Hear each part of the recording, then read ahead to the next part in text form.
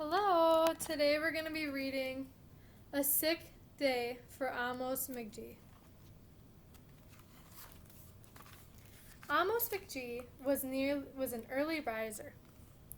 Every morning when the alarm clock changed, he swung his legs out of bed and swapped his pajamas for a fresh pressed uniform. He would wind his watch and set a pot of water to boil, saying to the sugar bowl, "A spoonful for my oatmeal, please, and 2 for my teacup." Belly full and ready for the workday, he'd amble out the door.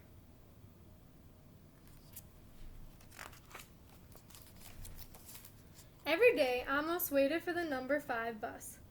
"Next stop, City Zoo," the bus driver would call. "6 a.m., right on time," he'd reply. Amos had to do a lot at the zoo, but he always made time to visit his good friends.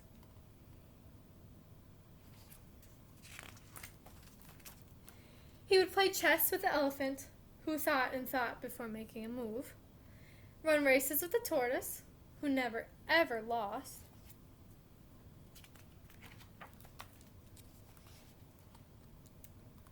sit quietly with the penguin, who was very shy, lend a handkerchief to the rhinoceros, who always had a runny nose,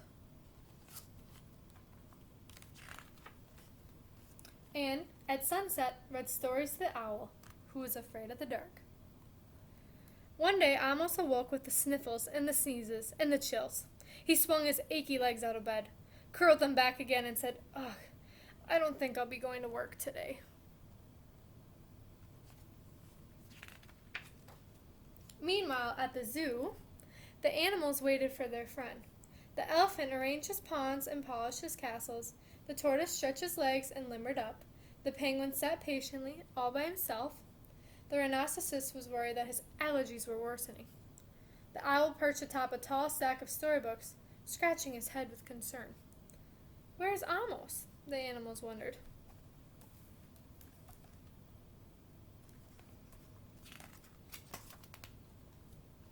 Later that day,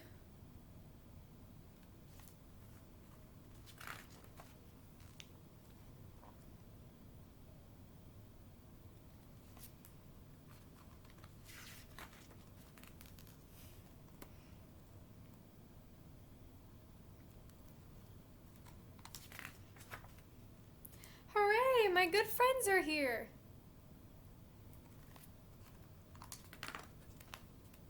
The elephant prepared a game of chess, and Amos thought and thought before making a move. "I'm too tired to run races today," said Amos to the tortoise. "Let's play hide and seek instead." The tortoise hid in his shell. Amos hid beneath the covers.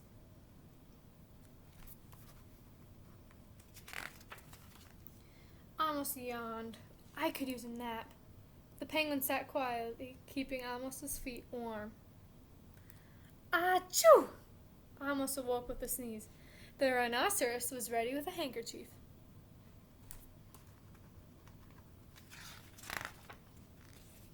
"I'm beginning to feel much better.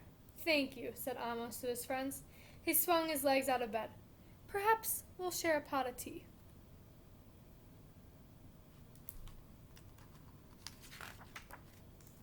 Amos wound his alarm clock. "It's getting late," he said. "After all, we have a morning bus to catch." So Amos said goodnight to the elephant, and said goodnight to the tortoise, and said goodnight to the penguin, and goodnight to the rhinoceros, and goodnight to the owl, who, knowing that Amos was afraid of the dark, read a story aloud before turning out the light.